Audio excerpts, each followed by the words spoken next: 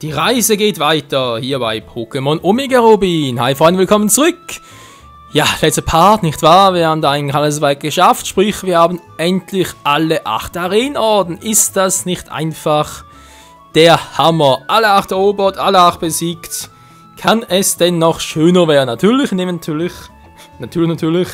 der Champ der Liga werden. Noch bis es so weit ist, wird, glaube ich, noch ein paar Parts vergehen. Ich habe zwar vor, das Ganze bis den nächsten 10 Parts durchzuziehen, natürlich schon, und vor den nächsten 5 Parts noch, aber vorher haben wir noch ein paar Dinge zu erledigen. Und zwar vor allem natürlich unser aktuelles Team, das zwar ganz gut aussieht und so, allerdings noch hier und da ein kleines Update bräuchte. Und deswegen erstmal direkt zurück nach, ja, das ist eine gute Frage, dank Latios natürlich.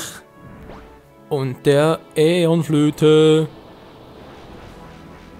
It's Mega Time! Wow, das war relativ knapp. Gehen wir jetzt mal nach Segasop City, nämlich den Attackenverlerner, denn ich will für unseren guten Kai nicht mehr Surfer drauf haben. Ist jetzt zwar eigentlich die beste Wasserattacke, nicht wahr? Aber, ja.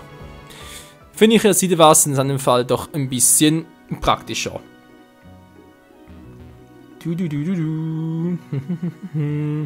Der war, glaube ich, hier war. Deswegen auch das Schild. Genau, der wohnt hier. Lala, servus. Ich bin der Attackenverlerner, war? Ja, will ich. Okay, wer denn? Ja, doch, unser guter alter Kai. Was Attacke denn? Ja, die kommt gleich. Und zwar ist es natürlich Surfer. Hilfe. Meine Stimme verabschiedet sich langsam und geht in die Winterpause. Komplett vergessen. Ist doch geil, wa? Ja. Sehr geil sogar. Jetzt mal ganz kurz gucken. TMs noch. Wo haben wir den Siedewasser? Da ist es ja auch schon. Die TM aktiviert. Und soll es. Ja, soll es. Gut, das war Nummer 1. Dann das Nummer 2 natürlich Steinkant noch für Logok. Weil Sturzflug ist zwar nice, aber wieso braucht er das? Weil ganz ehrlich, eine Flugattacke wirkt bei. Genau, Pflanze und Käfern. Ja, ist nice, aber wozu? Wir haben ja schon Feuer. Da ist das doch das Ganze ein bisschen fehl, Mann. Gut, hätten wir das. Was ich noch ein bisschen in Betracht ziehe, wobei es nicht unbedingt sein muss, ist Erdbeben noch für Stolos, sprich Chaos. Das ist einfach aus dem Grund, weil ja, Gestein, Stahl natürlich so eine mächtige Bodenattacke schon geil, vor allem gegen Feuer-Pokémon. Andererseits aber schon eine Kampfattacke plus eine Gesteins- und Stahlattacke drauf. Und das deckt ja eigentlich schon ziemlich gut das ab, was auch ein Erdbeben drauf hätte. Ja, ich denke, lassen wir mal so und werden jetzt diesem Chaos, ja, ich sage extra diesem Chaos, nicht mehr so trainieren, so sagen, ja, mit Steinkante, Donnerwelle und Brüller, wenn das eine coole Kombination, aber ich glaube, das machen dann doch eher bei einem zweiten Chaos, also gerade noch dabei bin, auf Alpha Saphir zu züchten. Unser Blackie noch, ja, der Rest glaube ich soweit auch ganz gut. Von der Gardevoir, sprich für Atomic Flames von der andere Attacke noch. Doch, das ist ein anderes Thema. Jetzt ist es wieder die Mega Time!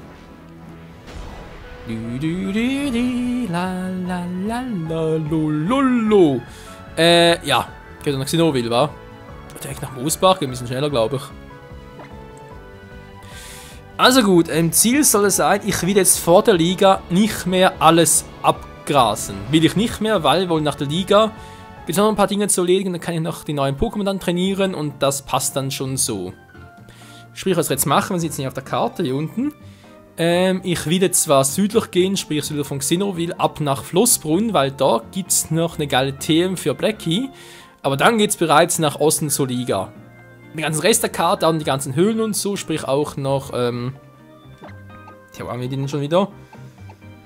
Natürlich die hier zum Beispiel, Meteorfälle oder auch hier noch Granithöhle und die Seewoge Malmfroh und so weiter. Das machen wir alles nach der Liga. Vor allem gerade einfällt, ich habe hier noch etwas Malmfroh zu erledigen. Hab angekündigt wegen Wald, aber ja. Der ist glaube ich bereits hier, war. Ja.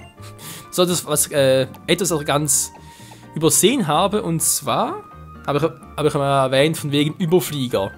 Dass ich das geil daran finde, dass man auch bei Routen und so landen kann. Ja, geht mittlerweile mit normalen Fliegen natürlich auch. Gut, natürlich trotzdem mit Überflieger ein bisschen geiler.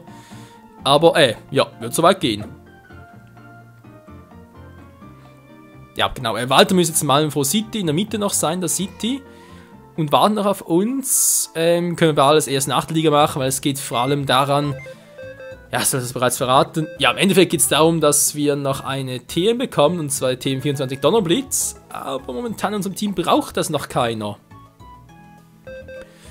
Und deswegen kommt das ganz gut so lassen, wie es ist. Und gucken wir mal anders wie weiter. So, jetzt kommt der weg, weil es sowieso schon stark genug. Zurück in die Kampfbox. Und dann kommt mal wieder unser Azumarill mit. Das kann ich langsam mal auf Halbserie rüber tauschen, aber das ist ein anderes Thema. Ja, brauche Taucher und Surfer. Und auch halt die ganzen, aber mit natürlich schon noch geil wäre. Vielleicht auch in der Liga, war. Dort brauche ich gar keinen. Ah, brauche Kaskade dort wieder. Scheinklöde da auch keinen drauf. Nö. Ist aber Ihnen die Frage, war welcher von denen oder welchen bringe ich jetzt da nach Kaskade?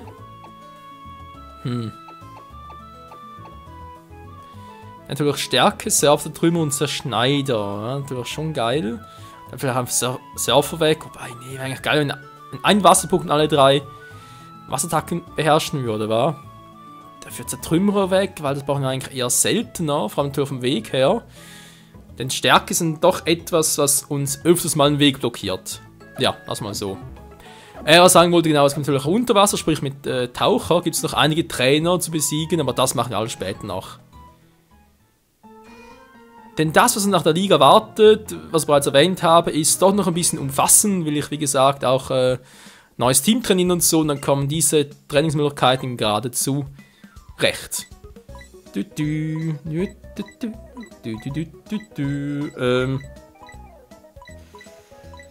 Ja, dann ist langsam noch einmal Zeit, das wegen einem neuen Team zu erklären, wa?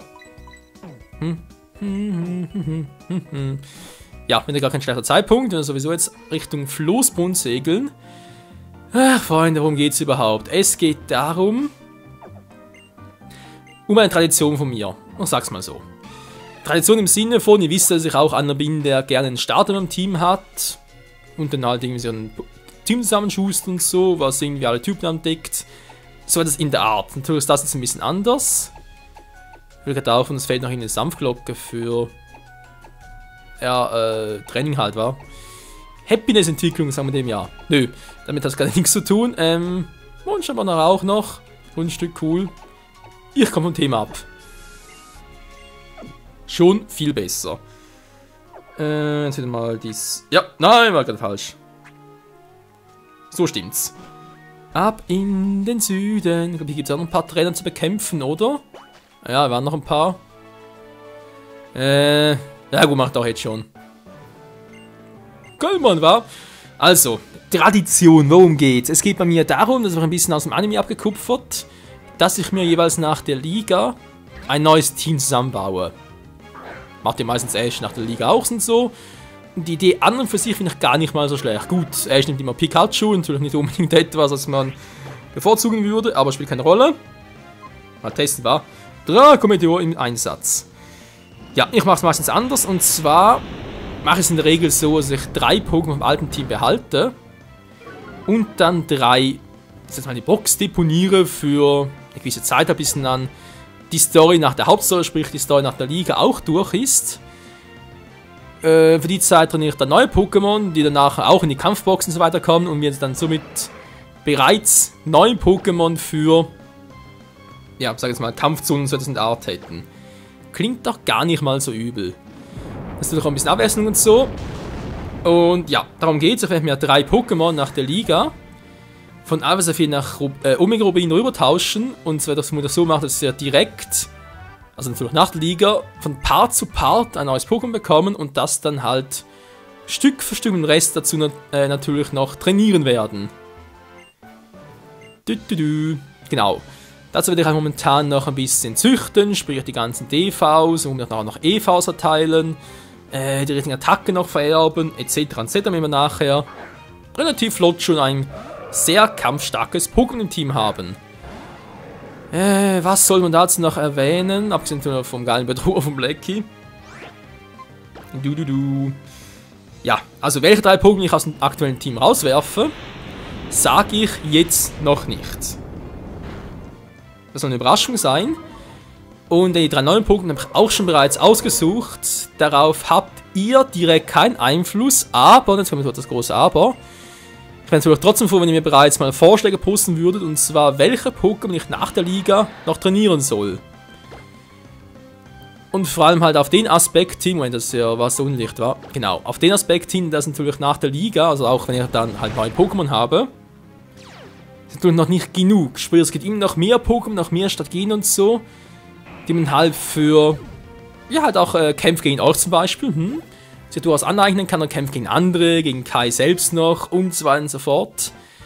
Da wäre ich halt schon froh, wenn wir noch ein paar Beispiele posten können. Ja, hatten wir zu Beginn des Let's Plays auch schon. Im Sinne von wegen, ja, gerne dieses Pokémon, dem Spitznamen, den Attacken und so, bla bla, in diesem Sinne halt. Sollte der Zufall wirklich kommen, dass eure Vorschläge mit meinen übereinstimmen, sprich, wenn halt eines eurer Vorschläge mit den 3 Pokémon, die ich sowieso nach der Liga trainiere, übereinstimmen würden, und wir natürlich darauf eingehen, sprich, ja, wir natürlich dann halt die Spitznamen noch ändern, Attacken noch anpassen und so. Das dann natürlich schon, aber ansonsten sind die 6 nach der Liga halt insgesamt. Sprich, die 3 neuen sind soweit fix, da bin ich bereits dran, will aber euch noch nichts sagen, also sprich noch keine, die Überraschung noch nicht verderben, und ja, hoffe ihr freut euch auch schon, so wie ich drauf.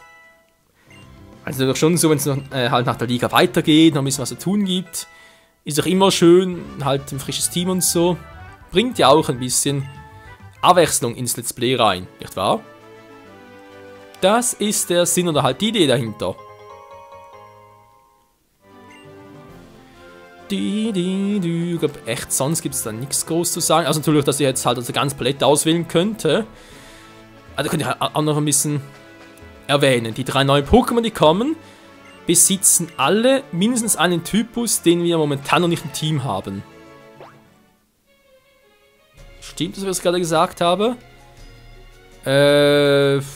Ja. Nee, also sprich, es kann sein, dass eines der Pokémon halt Dualtypen hat, den wir bereits haben, aber dann mindestens der zweite Typ haben wir aktuell noch nicht im Team. So, könnt ihr raten von wegen, oh, okay, ein Normal-Pokémon vielleicht, oder irgendwie ein Gift-Pokémon, vielleicht ist es auch ein Pflanzen-Pokémon, ne, hatten wir schon, ein Elektro-Pokémon vielleicht auch, sowas halt in der Art. Ein Eis-Pokémon. Ja. Wie gesagt, all das könnte irgendwie auf eine kuriose Art und Weise natürlich sein. Schnäppke setzt den Schutzschild ein, das finde ich doof. Ja, ich habe 3 neue Pokémon, schon geil. Kann ich jetzt schon mal sagen. Natürlich kommt es aus anderen Generationen, war. Das sprechen die Generationen 1, 2, 4, 5 oder 6. Weil in die gleichen Pokémon aus der gleichen Generation zu nehmen, fände ich jetzt ein bisschen sehr schäbig, war. Man hat schon im Nationaltext, kann es allen Generationen auswählen. Oh. Ja, vielen Dank, das habt ihr bereits ein Draco-Meteor verschleudert, dankeschön.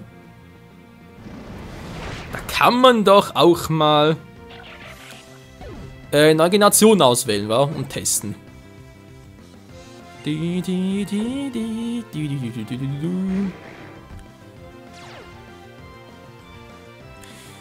Ja, ich überlege immer noch, ob ich noch irgendwas vergessen noch erwähnen könnte.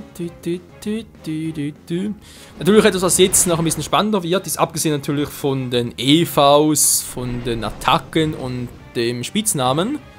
Natürlich hat die Frage, soll es ein Shiny sein? Ja oder nein? Gut, Shiny zu züchten, sage ich jetzt mal, und zu trainieren ist sowieso immer noch so eine Frage. Aber auch wenn es halt darum geht, von wegen welchen Items. Ich meine, klar, viele Items sind bis jetzt noch irgendwie relativ unbrauchbar. Halt spätestens nach der Liga und ja, wenn es ein bisschen mehr ums Kämpfen geht, sag's mal so, gibt es schon mehr Items, die richtig gut brauchbar sind und natürlich den Ausrüsten und so, ein richtiges geiles Team, was natürlich auch gut aufeinander abgestimmt ist, zu kreieren, ist dann schon was Wahres. Ja, ich erwähne es bereits jetzt mal wegen diesem Pokémon, wie gesagt. Die Liga ist nicht mehr so weit. Bitteres Medizin. Ja, vielleicht mal. Oder auch nicht.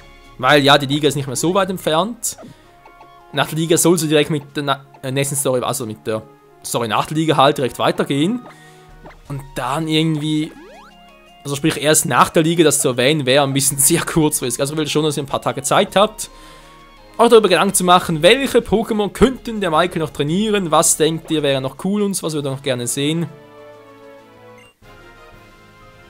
Scarabonit.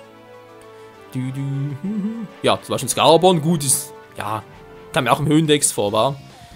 Dann würde es mal ein Auge zudrücken. Natürlich generell könnte man irgendwelche Pokémon auch im Höhendex, wenn ihr unbedingt wollt, ist kein Problem. Aber ja, die 3 neuen Pokémon, die ich ausgesucht habe, sind schon nicht im Höhendex vorhanden. Das ist schon so. Und es sind auch keine legendären Pokémon, muss ich auch ganz kurz erwähnen. Wenn es geht, bitte keine legendären Pokémon posten, weil, ach, ich weiß nicht, aber ich finde das irgendwie...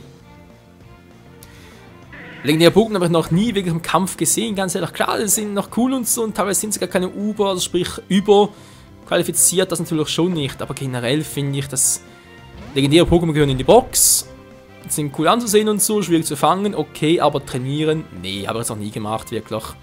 Außer als wie Kuhn vielleicht bei Kristall und Hard Gold Soul Silver dann schon, aber nee, sonst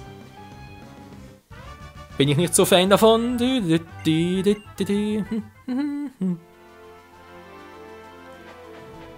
Ja, so ist das. Noch relativ weit hier, war. Das sagt auch der Perry White. Oh mein Gott, den haben wir wieder her.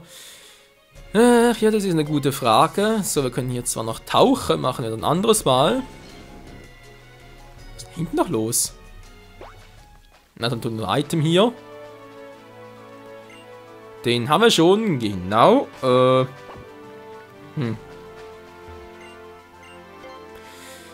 eigentlich müssen wir das aber wieder aufs ein anderes Mal verschieben, wa?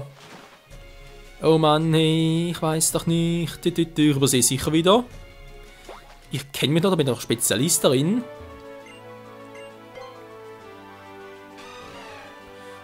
Es geht sogar ins Tauchen. Ja, ich habe auch gedacht, hey. Okay, tauchen. Azumarill. Okay, das ist noch so ein Tauchtypi. Soll man einmal zumindest, weil sonst vergessen die natürlich noch und zeigen kann man es trotzdem mal. Eine coole Idee.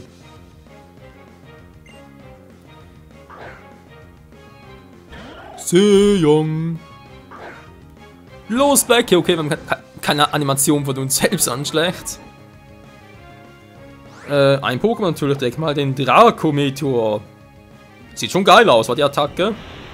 Natürlich, Becky Spezialangriff ist viel zu niedrig dafür. Auf den Feuersturm später. Nee, bringt nichts. Den trainieren wir echt nur physisch. Sprich halt mit Drachentanz, Drachenklaue, Rückkehr und Erdbeben. Wird, denke ich, noch für ganz schön Furore sorgen. Blub, blub, blub. Ja. Sprich, wird ganz schön reinhauen. Ja, bitteschön.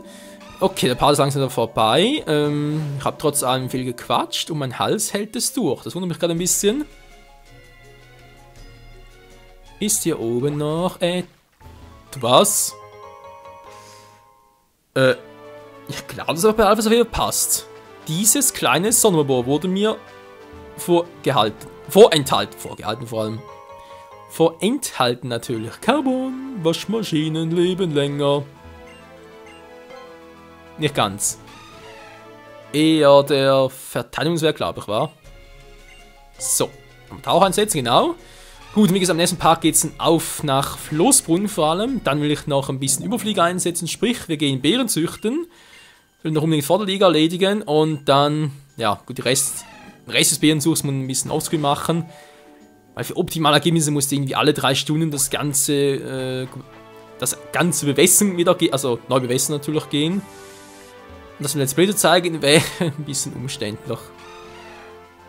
Ich nehme in der Regel immer eigentlich nur 3 Parts auf pro Tag. Also pro Tag übertrieben, natürlich halt jetzt heute irgendwie 3 Parts und vielleicht morgen wieder, übermorgen wieder und so. Nee, ist noch nicht ganz. Also auch schon natürlich einfach nicht im gleichen Let's Play. Also im Grunde genommen nehme ich immer so auf, dass ich halt für 3 Tage Parts auf in einem Projekt und dann nach 3 Tagen wieder neu aufnehme und so. So ging es bis jetzt einigermaßen gut. Ja, natürlich nur einigermaßen. Nordal Torso. Nordal Torso ist echt fies. Okay, da kommt Meteor aber gar nicht mehr. Doof, aber egal, wir brauchen das nicht mehr. Es war sowieso der letzte Einsatz, zumindest für Blackie.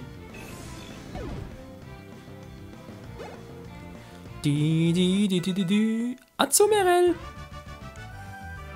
Oh, ich ertrinke. Pech für dich, haha. Du bist fies. Jo, weiß ich. Gut, Freunde, wenn wir sagen, wir sind hier durch. Es gibt aber Xenobil noch einiges zu tun, das weiß ich zumindest aber dann noch. Also sprich, das muss man nicht unbedingt aufschreiben. Tauchen gibt es ja noch viel zu tun, ja. Wir wissen es war. Dann wird sie wie gesagt zur Liga gehen. Das war das mit... oder was hier unten? Ne, genau, das ist für später. Hier unten geht's weiter Richtung Floßbrunnen. Apropos legendärer Pokémon, gibt es natürlich hier unten noch ein paar zu finden. Also vor allem halt wegen den 3 Golems, ja, aber das muss ich auch nach der Liga machen.